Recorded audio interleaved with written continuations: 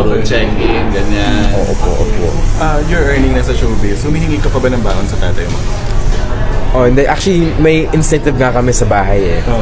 If you want to get your allowance, dapat pumasok ka. Oo. So kung hindi ka papasok, wala kang allowance. Pero humihingi ka pa rin. Eh, may baon naman sa 200 eh. Oh.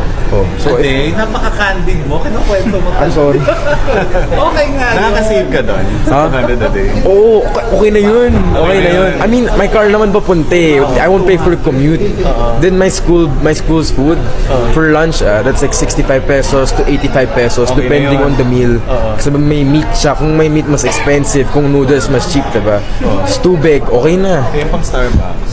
Starbucks, si Papa nga ayaw ko. I don't like coffee. Ayaw mo. After class, stick, ayun, fishball. Pero hotdog binibili ko. Okay. So what's your luxury in life, Joaquin? V-cut. My God. Alam mo V-cut? Luxury in life nga, Vika.